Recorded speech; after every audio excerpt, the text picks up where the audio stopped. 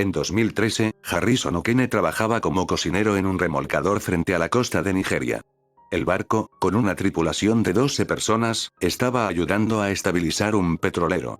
Todo parecía tranquilo, hasta que de repente, una ola gigantesca impactó contra el remolcador. El golpe fue brutal. El barco se volcó al instante y comenzó a hundirse sin control hacia el fondo del océano.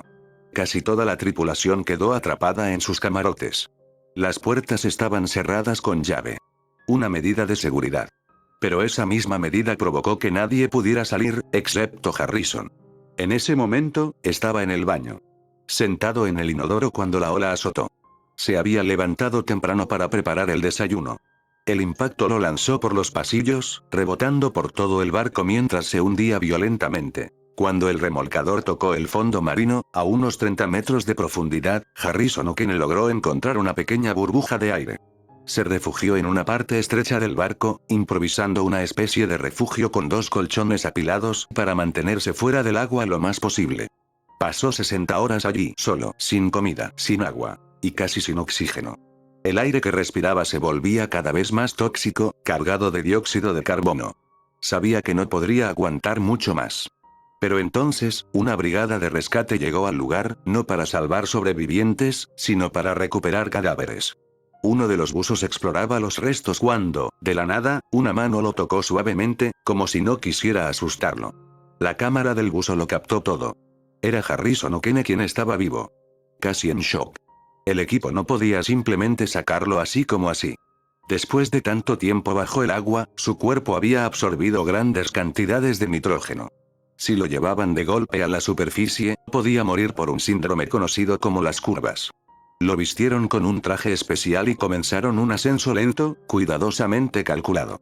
En el trayecto perdió el conocimiento, pero logró sobrevivir. Pasó 2 días en una cámara de descompresión y logró estar bien. 11 personas perdieron la vida.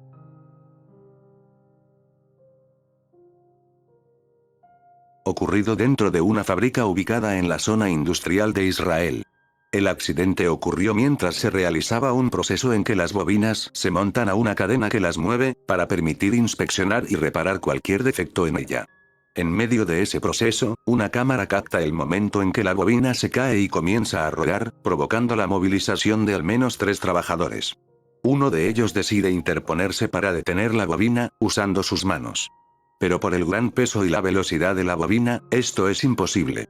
Así que la bobina lo termina aplastando, dejándolo inmóvil en el piso. Los compañeros avisaron a las autoridades, pero cuando los paramédicos llegaron al lugar, este ya se encontraba sin vida. Aunque se desconoce las especificaciones de la bobina involucrada en el accidente, los materiales pueden llegar a tener un peso de 11 o 14 toneladas.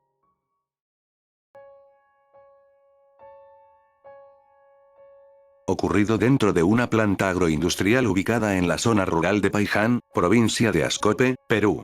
El accidente ocurrió mientras se realizaba un proceso rutinario de alimentación de una máquina trituradora de forraje. Durante esta labor, los trabajadores introducen manualmente grandes cantidades de restos de plantas de maíz en la tolva de la trituradora, que luego es procesada por cuchillas giratorias. En medio de este procedimiento, una cámara de seguridad capta el momento exacto de la tragedia. En las imágenes se observa a Juan de las Rosas Torres Chávez, de 54 años, empujando el material hacia la máquina. Pero en un instante, pierde el equilibrio o sufre un descuido, y es absorbido por completo por el mecanismo en movimiento. Los trabajadores que se encontraban a su alrededor intentaron detener la máquina inmediatamente. Pero al momento de apagarla, Juan ya se encontraba sin vida dentro del equipo. Según las primeras investigaciones, no había ningún tipo de barrera física entre el trabajador y la zona de corte. Tampoco se reportó que llevara algún arnés, cuerda de seguridad o equipo de protección adecuado. Las autoridades llegaron al lugar minutos después del aviso. Confirmaron el fallecimiento de Juan y procedieron con el levantamiento. El Ministerio Público inició una investigación para determinar si existieron fallas de seguridad o negligencia por parte de la empresa responsable.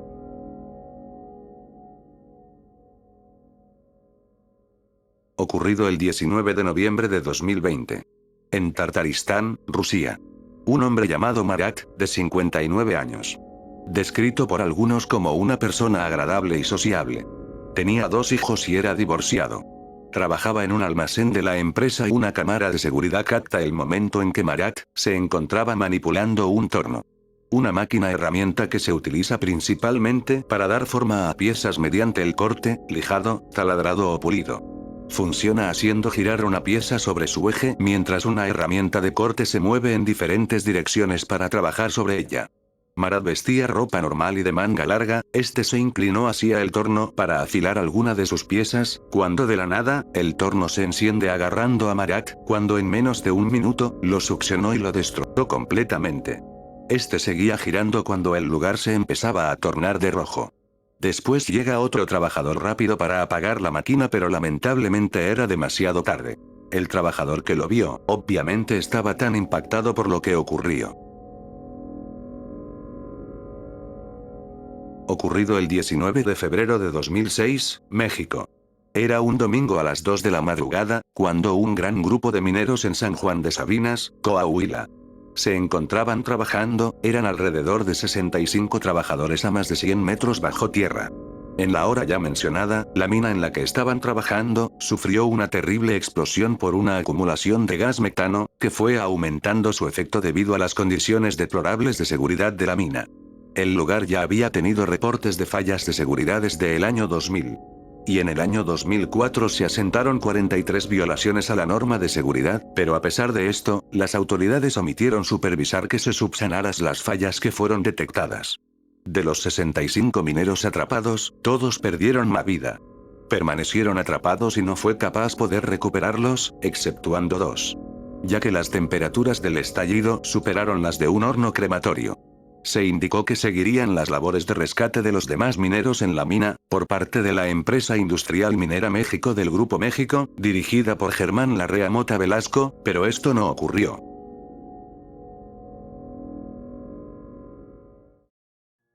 Ocurrido el 25 de abril de 1986. Comenzó una prueba de rutina en el reactor número 4 de la central nuclear de Chernóbil, en Ucrania, que en ese entonces era parte de la Unión Soviética. El objetivo era comprobar si el reactor podía seguir funcionando lo suficiente para mantener los sistemas críticos en caso de un corte eléctrico. La prueba, que debía ser segura, se salió rápidamente de control. Los operadores bajaron la potencia del reactor a niveles inestables, ignoraron múltiples advertencias y desactivaron sistemas de protección clave. A la 1:23 de la madrugada del 26 de abril, una combinación de errores humanos y fallos de diseño provocó una explosión. El reactor número 4 explotó violentamente, volando una tapa de 1000 toneladas y destruyendo por completo la estructura. Segundos después, una segunda explosión liberó enormes cantidades de radiación al aire. La planta quedó en caos. Varios empleados resultaron heridos y 2 perdieron la vida en el acto. Afuera, nadie sabía qué pasaba exactamente. Solo se veían llamas y un incendio en el techo. Bomberos de la ciudad cercana, Pripyat, llegaron al lugar a los pocos minutos sin saber que estaban expuestos a niveles letales de radiación. Algunos caminaron sobre piezas de grafito que habían sido expulsadas del núcleo. Varios de esos bomberos perdieron la vida días después. A las pocas horas, se esparció una nube de materiales radiactivos por Ucrania, Bielorrusia y Rusia. La nube cruzó las fronteras y llegó a países europeos como Suecia, Alemania y el Reino Unido. Pero la población seguía sin ser informada. Pasaron casi 36 horas para que las autoridades ordenaran evacuar Pripyat. Más de 43.000 personas salieron de sus casas sin saber qué sería para siempre. Se les dijo que regresarían en unos días, pero nunca volvieron. Días después, helicópteros comenzaron a arrojar mezclas de arena, arcilla, plomo y boró para sofocar el incendio. Uno de los helicópteros chocó contra una grúa y se estrelló. 4 tripulantes perdieron la vida. Las imágenes de ese momento quedaron registradas en video. Poco después se dio una de las misiones posiblemente más peligrosas de la historia. 3 trabajadores, Alexei Ananenko, Valery Bespalov y Boris Baranov, se ofrecieron como voluntarios para entrar a una cámara subterránea inundada bajo el reactor.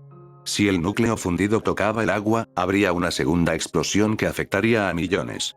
Con linternas que fallaban por la radiación y sin saber si saldrían vivos, lograron cerrar las válvulas y sobrevivieron. En las semanas siguientes, 29 personas perdieron la vida por exposición directa. Se calcula que miles más fallecieron con los años debido a los efectos de la radiación. Plantas, animales y ecosistemas enteros fueron afectados. Algunos animales nacieron con malformaciones. Se descubrieron hongos que crecían alimentándose de la radiación. En el interior del reactor fundido se formó una masa sólida llamada la pata de elefante. Estaba compuesta por combustible nuclear, concreto y metales derretidos. Durante años, estar cerca de ella significaba una muerte segura. Hoy sigue siendo peligrosa.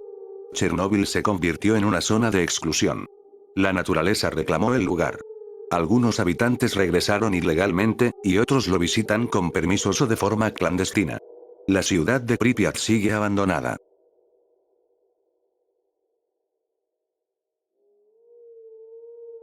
El 12 de agosto de 2015. En el distrito de Binai, un área industrial en China, Tianjin Port, una compañía que manejaba materiales peligrosos, como sustancias inflamables y corrosivas y productos químicos.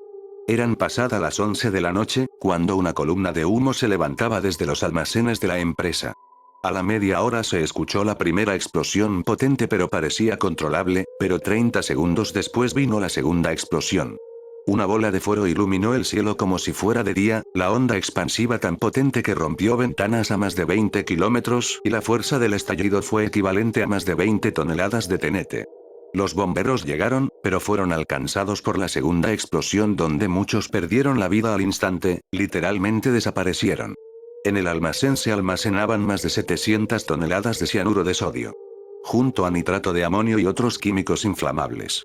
Todos sin control, sin permisos adecuados. También sin protocolos de seguridad. Vídeos empezaban a aparecer en redes donde se veía como el cielo se convertía naranja. El total de personas que perdieron la vida fue de 173, algunas atrapados por escombros por días. Cientos de heridos con grandes quemaduras. Miles de personas fueron evacuadas debido al riesgo químico. Durante semanas el gobierno chino trató de censurar y ocultar el accidente, pero la magnitud fue tan grande que eso no pasó.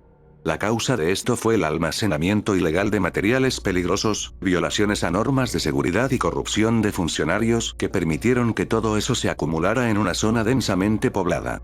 Los altos ejecutivos de la empresa fueron arrestados. Pero para muchos, eso no fue suficiente. Porque los que realmente pagaron, fueron los que estaban ahí. Los vecinos, los bomberos y los trabajadores del puerto.